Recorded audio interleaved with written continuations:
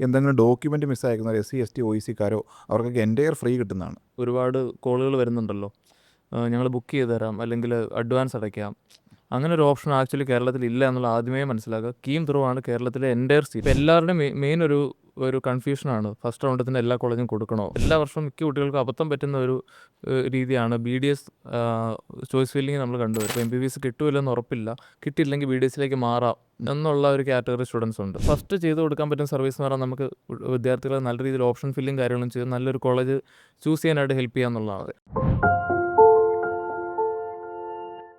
നിങ്ങൾ ഈ വർഷം നീറ്റ് എഴുതി ക്വാളിഫൈഡ് ആയി, ഒരു BDS സീറ്റാണ് പ്ലാൻ, അല്ലെങ്കിൽ നമുക്ക് MBBS ആഗ്രഹിച്ചു പക്ഷേ നമുക്ക് അതിനുള്ള സ്കോർ എത്തിയില്ല, അല്ലെങ്കിൽ നമുക്ക് അതിനുള്ള ബഡ്ജറ്റ് ഇല്ല, BDS ആണ് നമ്മുടെ പ്ലാൻ എന്നുണ്ടെങ്കിൽ അതെടുക്കാനായിട്ട്, അല്ലെങ്കിൽ നല്ലൊരു കോളേജിലേക്ക് BDS സീറ്റിൽ എത്തിച്ചേരാനായിട്ട് നമ്മൾ ചെയ്യേണ്ട കുറച്ച് സ്റ്റെപ്സ് ഉണ്ട്, നിങ്ങൾ അറിഞ്ഞിരിക്കേണ്ട കുറച്ച് കാര്യങ്ങളുണ്ട്. അതിലേക്കാണ് നമ്മളിവിടെ പറയുന്നത്. അതെ, ഒരു സീരിയസ് ആസ്പിരൻ്റ് ആണ് എന്തായാലും കീം രജിസ്റ്റർ ചെയ്തിട്ടുണ്ടാവും. അതല്ലേ? സോ കീം രജിസ്റ്റർ ചെയ്യുക എന്നുള്ളതാണ് നീറ്റ് എഴുതി കഴിഞ്ഞാൽ ചെയ്യേണ്ട ആദ്യത്തെ പ്രൊസീജിയർ. അത് ഓൾറെഡി അവർ ചെയ്തിട്ടുണ്ടാവും. കീം രജിസ്റ്റർ ചെയ്യാത്ത ഒരാളെ സംബന്ധിച്ച് ഇനിയും എനിക്ക് തോന്നുന്നു ഒരു സംടൈംസ് ഒരു കോർട്ട് ഓർഡർ ഉള്ളതുകൊണ്ട് സംടൈംസ് ആഫ്റ്റർ നീറ്റ് വിളിക്കാനുള്ള പോസിബിലിറ്റി ഉണ്ട്. എന്തെങ്കിലും ഡോക്യുമെൻറ്റ് മിസ്സായിരിക്കുന്ന SC, ST, OEC-ക്കാരോ അവർക്കൊക്കെ എൻ്റെയർ ഫ്രീ കിട്ടുന്നതാണ്. എന്തെങ്കിലും ഡോക്യുമെൻറ്റ് മിസ്സായിട്ടുണ്ടെങ്കിൽ അപ്ലോഡ് ചെയ്യാൻ ചിലപ്പോൾ ഒരു പോസിബിലിറ്റി കിട്ടിയേക്കാം. ഈവൻ നല്ല കോളേജ് ക്വാളിറ്റി വേണ്ടവർക്ക് NRI വെക്കാൻ മിസ്സായിരിക്കുന്നവരുണ്ടാവും. അവരെ സംബന്ധിച്ചും ചിലപ്പോൾ ഒരു ഓപ്ഷൻ കിട്ടിയേക്കാം. ഓക്കെ, ഇപ്പോൾ നമ്മൾ പറഞ്ഞു കീമാണ് ഇതിൻ്റെ കൗൺസിലിംഗ് നടത്തുന്നത്, അല്ല ഏതെങ്കിലും ഒരു കോളേജോ ഏതെങ്കിലും ഇൻഡിവിജ്വലോ അല്ലെങ്കിൽ അങ്ങനെ ആരുമല്ല. അപ്പം ചില ആളുകൾ ഒരുപാട് കോളുകൾ വരുന്നുണ്ടല്ലോ, ഞങ്ങൾ ബുക്ക് ചെയ്ത് തരാം, അല്ലെങ്കിൽ അഡ്വാൻസ് അടയ്ക്കാം. അങ്ങനെ ഒരു ഓപ്ഷൻ ആക്ച്വലി കേരളത്തിൽ ഇല്ല എന്നുള്ള ആദ്യമേ മനസ്സിലാക്കുക. കീം ത്രൂ ആണ് കേരളത്തിലെ എൻ്റയർ സീറ്റ്, ഗവൺമെൻറ് ആയിക്കോട്ടെ, മാനേജ്മെൻറ്റ് അല്ലെങ്കിൽ NRI ആയിക്കോട്ടെ, എല്ലാം അതെ, കീം തന്നെയാണ് ഫിൽ ചെയ്യുന്നത്. അതെ, അതിൻ്റെ അകത്ത് ഈ പറഞ്ഞ നിങ്ങൾക്ക് കോളേജുകൾ കണ്ട് വിസിറ്റ് ചെയ്യണമെങ്കിൽ സംടൈംസ് എന്തെങ്കിലും സ്കോളർഷിപ്പ് വരുന്ന കോളേജിലാണ് നിങ്ങൾക്ക് കണ്ട് വിസിറ്റ് ചെയ്യാം. കാരണം അവരത് ആവശ്യപ്പെടാറുണ്ട് പൊതുവെ. അല്ലാത്തൊരു കോളേജ് ഈ പറഞ്ഞ പോലെ നിങ്ങൾക്ക് എന്താ ഇപ്പോൾ നിങ്ങൾക്ക് കുട്ടികളായിട്ട് സംസാരിക്കാൻ അങ്ങനെ എന്തെങ്കിലും ഓപ്ഷൻ ഉണ്ടെങ്കിൽ മാത്രമാണ് വിസിറ്റ് ചെയ്യേണ്ട ആവശ്യമുള്ളൂ. ഈ പറഞ്ഞ ഒരു പേയ്മെൻറ്റ് ഒരു ഇൻഡിവിജ്വലിൻ്റെ കൊടുക്കേണ്ട ഒരു ആവശ്യമില്ല ഒരു അലോട്ട്മെൻറ്റ് കിട്ടാൻ വേണ്ടി. ഇപ്പോൾ കീം കൗൺസിലിങ്ങിനെ പറ്റി പറയുകയാണെന്നുണ്ടെങ്കിൽ നമുക്കറിയാം 3 റൗണ്ടായിട്ടാണ് നടത്തുന്നത് അല്ലേ. First, second, third round allotment, അതിനുശേഷം ഒരു സ്ട്രേ വേക്കൻസി. ഇപ്പോൾ എല്ലാവരുടെയും മെയിൻ ഒരു കൺഫ്യൂഷനാണ്, ഫസ്റ്റ് റൗണ്ടിൽ തന്നെ എല്ലാ കോളേജും കൊടുക്കണോ. ഇപ്പോൾ നമുക്ക് ഫസ്റ്റ് ഒരു മോശം കോളേജ് കിട്ടിക്കഴിഞ്ഞാൽ പിന്നെ മാറാൻ പറ്റുമോ അല്ലേ. Actually KEAM allotment little bit complicated തന്നെയാണ്. അതെ, വേറൊരു സ്റ്റേറ്റിൽ ഇല്ലാത്ത രീതിയിൽ ഓൾ ഇന്ത്യ കൗൺസിലിംഗ് നടത്താത്ത രീതിയിലുമാണ് കീം നടത്തുന്നത്. എന്തായാലും കീമിൻ്റെ ഒരു സ്പെഷ്യാലിറ്റി ഡോക്ടർ പറഞ്ഞ പോലെ തന്നെ ഈ പറഞ്ഞ ഫസ്റ്റ് റൗണ്ടിൽ ഓപ്ഷൻ വെച്ചാൽ പിന്നെ നമുക്ക് എൻ്റയർലി ആ ഒരു ഓപ്ഷൻ ലിസ്റ്റിൽ നമുക്ക് എഡിറ്റ് ചെയ്യാനേ പറ്റത്തുള്ളൂ. പിന്നീട് ഒരു ഓപ്ഷൻ ആഡ് ചെയ്യാനോ ഉള്ളൊരു ഓപ്ഷൻ ഒരിക്കലും കിട്ടത്തില്ല. ഫുൾ ഓൺലൈൻ കൗൺസിലിംഗ് ആണ്. നമ്മളൊരു 3-4 കൊല്ലം മുമ്പ് വരെ ട്രിവാൻഡ്രം മെഡിക്കൽ കോളേജ് അല്ലെങ്കിൽ നമ്മുടെ കാര്യവട്ടത്തിലൊക്കെ സ്പോട്ട് അലോട്ട്മെൻറ്റ് അത് എൻ്റയർലി സ്റ്റോപ്പ് ചെയ്തു. ഈ 3 റൗണ്ട് ഓഫ് കൗൺസിലിംഗ് ആയിട്ട് നമ്മൾ ഈ പറഞ്ഞ ഫസ്റ്റ് റൗണ്ടിന് മുമ്പായിട്ട് നമ്മൾ ഓപ്ഷൻസ് കൊടുക്കും. ആ ഓപ്ഷൻസ് പ്രോസസ്സ് ചെയ്തിട്ടാണ് 3 റൗണ്ട് ഓഫ് കൗൺസിലിങ്ങും അവർ പബ്ലിഷ് ചെയ്യുന്നത്. അതിൻ്റെ അത് നമുക്ക് പിന്നെ ഷഫിൾ ചെയ്യാൻ മാത്രമേ ഒരു ഓപ്ഷൻ ഉണ്ടാകത്തുള്ളൂ. സോ നിങ്ങൾ ഒരു കോളേജ് ആഗ്രഹിക്കുന്നുണ്ടെങ്കിൽ, ഒരു BDS കോഴ്സ് ആഗ്രഹിക്കുന്നുണ്ടെങ്കിൽ, നിങ്ങൾ ആ കൊടുക്കുന്ന ഓപ്ഷൻ ഫസ്റ്റ് റൗണ്ടിൽ വളരെ കെയർഫുള്ളായിട്ട് കൊടുക്കണം. ഒരു ഫ്രീ എക്സിറ്റ് എന്ന് പറഞ്ഞൊരു ഓപ്ഷൻ ഇല്ല. ഒരു കോളേജ് കിട്ടിയാൽ നിങ്ങൾക്ക് ഒന്നെങ്കിൽ അലോട്ട്മെൻറ്റ് എടുക്കുക, ഇല്ലെങ്കിൽ എൻ്റയർ അലോട്ട്മെൻറ്റ് പ്രൊസീജിയറിൽ നിന്ന് തേർഡ് റൗണ്ട് വരെ ഔട്ട് ആവുക. ഈ 2 ഓപ്ഷൻ മാത്രമേ ഉള്ളൂ. അതുപോലെ നിങ്ങൾ അടച്ചേക്കുന്ന സെക്യൂരിറ്റി ഡിപ്പോസിറ്റ് നിങ്ങൾക്ക് നഷ്ടപ്പെടുകയും ചെയ്യും. 5,000. നമ്മളിപ്പോൾ ഒരു കോളേജിൽ കിട്ടി, നമുക്ക് ഇഷ്ടപ്പെട്ടില്ല, പക്ഷേ നമുക്ക് എടുത്തേ പറ്റുള്ളൂ. അവിടെ പോയി ജോയിൻ ചെയ്തിട്ട് പിന്നെ നമുക്ക് മാറണം, അല്ലെങ്കിൽ ആ കോഴ്സ് വേണ്ട എന്നുള്ള രീതിയിലാണെന്ന് നമ്മൾ ഫൈൻ അടച്ചാലേ നമുക്ക് ഡോക്യുമെൻറ്റ്സ് തിരിച്ച് കിട്ടുള്ളൂ. അതെ, ഒന്നെങ്കിൽ നിങ്ങൾ ഈ പറഞ്ഞ പൊതുവെ ഡോക്ടർ പറഞ്ഞ പോലെ MBBS ആക്ച്വലി സ്റ്റുഡൻസ് കുറച്ചും കൂടെ സ്റ്റഡീഡ് ആയിട്ടായിരിക്കും ഓപ്ഷൻസ് വെക്കുന്നത്. അത് കഴിഞ്ഞിട്ട് BDSന് ആൽഫബറ്റിക് ഓർഡറിലാണ് പൊതുവെ കീമിൻ്റെ സൈറ്റിൽ കാണിക്കുന്നത്. ആ ഓർഡറിൽ തന്നെ 1, 2, 3 എന്ന് ക്ലിക്ക് ചെയ്യാറുണ്ട്. അതെ, BDS ഓപ്ഷൻ ഫില്ലിങ്ങിനെ പറ്റി നമ്മൾ സെപ്പറേറ്റ് ഒരു വീഡിയോ ഡീറ്റെയിൽ ആയിട്ട് ചെയ്യുന്നുണ്ട്. കാരണം എല്ലാ വർഷവും മിക്ക കുട്ടികൾക്ക് അബദ്ധം പറ്റുന്ന ഒരു രീതിയാണ് BDS ചോയ്സ് ഫില്ലിങ് നമ്മൾ കണ്ടുവരുന്നത്. അതിൽ നമ്മൾ വീഡിയോ ചെയ്യുന്നുണ്ട്. ചിലപ്പോൾ അവർ ആക്ച്വലി പറഞ്ഞ പോലെ തന്നെ ഇൻ്റർനെറ്റ് കഫേയോ അല്ലെങ്കിൽ എന്തെങ്കിലും കോമൺ സർവീസ് സെൻറ്ററിലൊക്കെ പോയിട്ടായിരിക്കും ആക്ച്വലി ചെയ്യുന്നത്. എങ്കിലും നിങ്ങൾ ആക്ച്വലി ഒരു ലിസ്റ്റ് ഡൗൺ ചെയ്തിട്ടേ പോകാവുള്ളൂ. ഏതൊക്കെ കോളേജ് എങ്ങനെ ഓപ്ഷൻ വെക്കണം, വെക്കേണ്ടാത്ത കോളേജുകളുണ്ട്.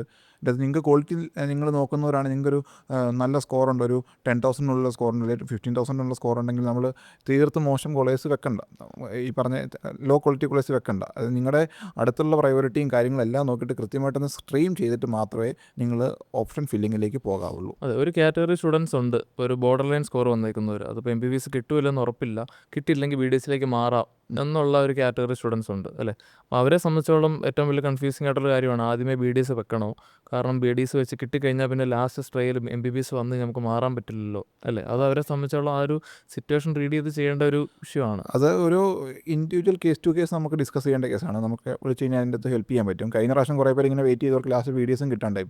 BDSൻ്റെ കട്ട് ഓഫ് കഴിഞ്ഞാൽ സ്ട്രേ റൗണ്ടിൽ മോർ ദാൻ 500 ഒക്കെ നല്ല കോളേജിലേക്ക് പോയി. അത് നിയർലി MBBSൻ്റെ കട്ട് ഓഫിലേക്ക് BDSൻ്റെ കട്ട് ഓഫ് ലാസ്റ്റ് പോയി. അത് ജസ്റ്റ് ക്വാളിഫൈ ആയിട്ട് ആൾക്കാർ ആദ്യമേ തന്നെ BDS വെച്ചവർക്ക് സീറ്റ് കിട്ടി. 400 റേഞ്ച് പ്ലസ് ഉള്ളതായിട്ടും BDS വെക്കാതെ വെയിറ്റ് ചെയ്തവർക്ക് കിട്ടിയില്ല. അതെ. സോ ഏറ്റവും ബെസ്റ്റ് സ്കോളർഷിപ്പിൽ ഇപ്പം ചില കോളേജ് സ്കോളർഷിപ്പ് കൊടുക്കുന്ന കോളേജ് ഉണ്ട്, ഫ്രം ഗവൺമെൻറ് ഫീസ് സ്കോളർഷിപ്പ് കൊടുക്കുന്ന കോളേജ് ഉണ്ട്. ആ കോളേജിലായിക്കോട്ടെ ഈ പറഞ്ഞ അങ്ങനെയുള്ള കാറ്റഗറി സീറ്റ്സ് നോക്കുന്നവരോ ഏത് കാറ്റഗറി ആൾക്കാരാണെങ്കിലും ഫസ്റ്റ് റൗണ്ടിന് ഓപ്ഷൻ വെക്കുന്നതിന് മുമ്പ് മാത്രം പ്ലാൻ ചെയ്തിട്ട് വെക്കുക. ഡെന്റൽ കോളേജിൻ്റെ ക്വാളിറ്റിയെ പറ്റി പറയുകയാണെന്ന് നമ്മളെപ്പോഴും അത് ബേസ് ചെയ്ത് വേണം നമ്മൾ ഓപ്ഷൻ ചെയ്യാനായിട്ട്. ഡെന്റൽ കോളേജ് ക്വാളിറ്റിയെ പറ്റി പറയുന്നത് മെയിനായിട്ട് 2 കാര്യമാണ്, അക്കാഡമിക്സ് അതുപോലെ തന്നെ ഇൻഫ്രാസ്ട്രക്ചറിൽ പേഷ്യൻ ഫ്ലോ അല്ലേ. നല്ല ടീച്ചിങ് ഫാക്കൽറ്റി ആയിരിക്കണം. നമുക്ക് തന്നെ അറിയാം നല്ല ടീച്ചിങ് ഫാക്കൽറ്റി ഉള്ള ചില കോളേജിൽ പേഷ്യൻസ് ഉണ്ടാകത്തില്ല. അതേസമയം അതുപോലെ തന്നെ പേഷ്യൻസ് നല്ല രീതിയിലുള്ള കോളേജിൽ ടീച്ചിങ് ചിലപ്പോൾ മോശമായിരിക്കും. അപ്പം ഇതെല്ലാം കൂടെ കമ്പൈനായിട്ട് വരുന്നൊരു കോളേജ് വേണം നമ്മൾ ചൂസ് ചെയ്യാൻ. അതെ, അതിൻ്റെ അകത്ത് പല റാങ്കിങ് സിസ്റ്റം നമുക്ക് ഉപയോഗിക്കാം. നിങ്ങളുടെ വീടിൻ്റെ അടുത്തുള്ള ഒരു അക്സസിബിലിറ്റി ഉപയോഗിക്കാം. അതുപോലെ തന്നെ ഓൾറെഡി പഠിച്ച സ്റ്റുഡൻസിൻ്റെ ഒരു എക്സ്പീരിയൻസ് നിങ്ങൾക്ക് കളക്ട് ചെയ്യാം. ഇതിൻ്റെ അകത്ത് ഈ ഒരു നമ്മൾ ഒരു 8 ഇയർ ആയിട്ട് എൻ്റയർലി എല്ലാ ഡെൻ്റൽ കോളേജിലും നമ്മളൊരു മിനിമം ഒരു 2000+ സ്റ്റുഡൻസിനെ അഡ്മിറ്റ് ചെയ്തിട്ടുണ്ട്.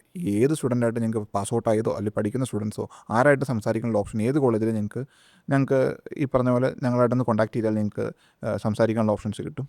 അത് നമുക്ക് ഫീസിൻ്റെ നമ്മളിപ്പോൾ പറഞ്ഞു നമുക്ക് ഫസ്റ്റ് ചെയ്ത് കൊടുക്കാൻ പറ്റുന്ന സർവീസ് എന്ന് പറഞ്ഞാൽ നമുക്ക് വിദ്യാർത്ഥികളെ നല്ല രീതിയിൽ ഓപ്ഷൻ ഫില്ലിങ് കാര്യങ്ങളും ചെയ്ത് നല്ലൊരു കോളേജ് ചൂസ് ചെയ്യാനായിട്ട് ഹെൽപ്പ് ചെയ്യുക എന്നുള്ളതാണ്. രണ്ടാമത്തെ നമ്മുടെ സർവീസ് എന്ന് പറഞ്ഞാൽ എന്താണ്, ഫീസിൽ ചെറിയ നെഗോഷിയേഷൻസ് ചില കോളേജുകളിൽ പോസിബിൾ ആണ് അല്ലേ. അതായത് ജനറൽ OBC പെട്ട കുട്ടികൾക്ക് പോലും നമുക്ക് കോളേജുകളായിട്ടുള്ള റിലേഷൻ ബേസ് ചെയ്ത് അല്ലെങ്കിൽ ഇവർക്ക് എന്തെങ്കിലും നമ്മുടെ +2 സ്കോറോ അല്ലെങ്കിൽ നമ്മുടെ ആനുവൽ ഇൻകം ഇതൊക്കെ ബേസ് ചെയ്ത് നമുക്ക് ചെറിയ രീതിയിലുള്ള സ്കോളർഷിപ്പ് എന്താണോ ഗവൺമെൻറ് ഫിക്സ് ചെയ്ത ഫീസ് അതിനേക്കാൾ സ്കോളർഷിപ്പ് കൊടുക്കണം. അതായത് നമ്മൾ ഈ സ്കോളർഷിപ്പ് എന്ന് പറയുന്നത് ജസ്റ്റ് മാനേജ്മെൻറ്റ് ഫീസോ കാര്യങ്ങളൊന്നും അല്ല, ഗവൺമെൻറ് ഫിക്സ് ചെയ്തേക്കുന്ന മെറിറ്റ് ഫീസിൽ നിന്നും നമുക്ക് അപ് ടു 1 lakh വരെ പെർ ഇയർ കുറച്ചെടുക്കാനായിട്ടുള്ള ഓപ്ഷൻസ് കേരളത്തിലുണ്ട് അല്ലേ. അത് നിങ്ങൾ ഓപ്ഷൻ വെക്കുന്നതിന് മുമ്പ് നമ്മളൊരു കോൺടാക്ട് ചെയ്ത് കഴിഞ്ഞാൽ നമുക്ക് അതിനനുസരിച്ചുള്ള സർവീസ് പ്രൊവൈഡ് ചെയ്യാം. വേറെ ഒന്നുമല്ല, മിക്ക കുട്ടികളും ലോ ഫീസ് നോക്കി മറ്റ് സ്റ്റേറ്റുകളിൽ പോകുന്നവരുണ്ട്. ആക്ച്വലി ആ ഫീസിന് അവിടുത്തെ കോളേജിനേക്കാളും നല്ല ക്വാളിറ്റിയുള്ള കോളേജിൽ ഇവിടെ നമുക്ക് പ്രൊവൈഡ് ചെയ്യാൻ. അതെ, കേരളത്തിലുള്ള കുഹാസൻ അണ്ടറിൽ വരുന്ന കോളേജിന് ഒരു മിനിമം ക്വാളിറ്റി നമുക്ക് അഷ്യൂർ ചെയ്യാൻ പറ്റും എല്ലാ കോളേജസിനും. അൺലെസ് അവർ അലോട്ട്മെൻറ്റിന് മുമ്പേ നമ്മൾ വിളിക്കണം. ഇപ്പോൾ ഏതെങ്കിലും കോളേജ് കിട്ടി, ഈ കോളേജ് നമുക്ക് എന്തെങ്കിലും ഫീ നെഗോഷിയേഷൻ പറ്റുമോ എന്ന് ചോദിച്ചാൽ നമ്മളെ വിളിച്ചാൽ ആക്ച്വലി ഒരു ഇൻസ്റ്റിറ്റ്യൂട്ടിന് അതിന് തയ്യാറാവും. അത് മാത്രമല്ല ഒരു മിനിമം നമ്പർ ഓഫ് സീറ്റ്സ് മാത്രമായിരിക്കും ഒരു ഗ്യാരണ്ടിക്ക് ഇതുപോലെയൊക്കെ എടുത്ത് വെക്കുന്നത്. ഈ പറഞ്ഞ എന്തെങ്കിലും സ്കോളർഷിപ്സ് കൊടുക്കുന്നത്. അതായത് ഇപ്പോൾ ഒരു 100 സീറ്റ് ഉണ്ടെങ്കിൽ ഫോർ എക്സാമ്പിൾ ഒരു ഫസ്റ്റ് 20-25 സീറ്റ്സ് ആയിരിക്കും ഇവർ ആ ഒരു സ്കോളർഷിപ്പ് കൊടുക്കുന്നത്. അത് നേരത്തെ കോളേജായിട്ട് എന്നാലും നമ്മളിത്ര കോളേജിൽ കമ്മ്യൂണിക്കേറ്റ് ചെയ്ത് അതിൻ്റെ ഡോക്യുമെൻറ്റ്സ് കാര്യങ്ങളൊക്കെ കൊടുത്ത ആളുകൾക്കായിരിക്കും അത് കിട്ടുന്നത്. അതെ, എങ്കിലും അത് അലോട്ട്മെൻറ്റ് നടത്തുന്നത് കീം തന്നെയാണ്. കീമിൽ നിങ്ങൾക്ക് അലോട്ടായി കിട്ടിയാൽ മാത്രമാണ് ഇത് പോസിബിളായി വരുന്നത്. അതുപോലെ തന്നെ NRI കാറ്റഗറിക്കും ഇതുപോലെയൊരു NRI കാറ്റഗറിയുള്ള ടോപ്പ് കോളേജിൽ ലോ സ്കോറുള്ള സ്റ്റുഡൻസിന് ടോപ്പ് കോളേജിലേക്ക് എത്താൻ വേണ്ടി ഈ പറഞ്ഞ പോലെ NRI കാറ്റഗറിയിലുള്ള സ്റ്റുഡൻസിന് ഈ പറഞ്ഞ ഒരു നല്ല മാക്സിമം ഡിസ്കൗണ്ട് ഒരു അപ് ടു ഒരു 60% ഡിസ്കൗണ്ട് നമുക്ക് എടുക്കാനുള്ള പോസിബിലിറ്റീസ് ഉണ്ട്.